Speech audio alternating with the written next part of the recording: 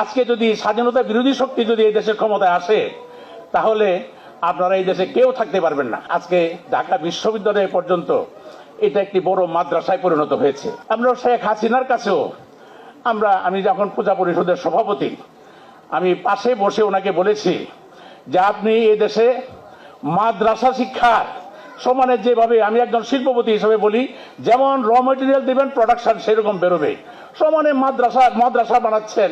এই যে আজকে যাত্রাবাড়ির দিকে যাবেন, চাষারার দিকে যাবেন, শুধু মাদ্রাসা ডাইনে বাই মাদ্রাসা, এই যে এরা যেদিন উঠে আসবে সেই দিন আমি বলতে চাই যে বলেছি ঢাকেশ্বরী মন্দিরে, সেদিন আপনার পতন হবে, এই দেশ আফগানিস্তান হবে, পাকিস্তান হবে, এমন একটি কথাও বলেছি। অনেক আওয়ামী লীগার আমাকে পিছন থেকে টান দিয়েছে, কিন্তু আজকে অবস্থাটা দেখেন যে উনি দেশেই থাকতে পারলেন না, এমন একটি পরিস্থিতির সৃষ্টি হলো। তো সেখানে আজকে ঢাকা বিশ্ববিদ্যালয় পর্যন্ত এটা একটি বড় মাদ্রাসায় পরিণত হয়েছে। আজকে যদি স্বাধীনতা বিরোধী শক্তি যদি এই দেশের ক্ষমতায় আসে তাহলে আপনারা এই দেশে কেউ থাকতে পারবেন না। বিএনপির যারা স্বাধীনতার পক্ষের মানুষ, আপনারা মুক্তিযুদ্ধ করেছেন মেজর জিয়াউর রহমানের নেতৃত্বে, তারাও এই দেশে থাকতে পারবেন না। কাজে আমরা বলবো যে স্বাধীনতার পক্ষের শক্তি যারা, তাদেরকে পদায়ন করতে হবে, তাদেরকে যোগ্য জায়গায় যোগ্যভাবে দিতে হবে। আমাদের মন্দিরগুলি নাই, বিভিন্ন মন্দির দখল হয়ে গেছে, ভেঙে ফেলেছে।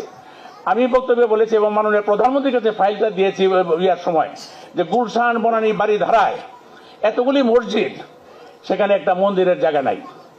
আমরা বলেছি একটু জায়গা দেন, আমরা যথাযথ টাকা দিব, আমরা এখানে সুন্দর মন্দির করে আমরা যেখানে পূজা অর্চনা করতে পারি। এখানে শিক্ষকদেরকে অপমান করা হয়, জুতার মালা পরানো হয়।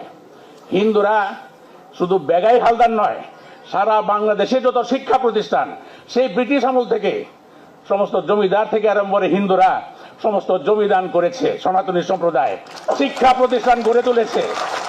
এই শিক্ষা প্রতিষ্ঠানগুলির নামগুলি এখন বিকৃত করা হচ্ছে, যেখানে বড় নামটা ছোট করে এমনভাবে লেখা হচ্ছে যেন কেউ বুঝতে না পারে যে একজন সনাতনী সম্প্রদায় দান করে গেছে বা এই প্রতিষ্ঠানটা করে গেছে। এগুলো ভালো লক্ষণ নয়।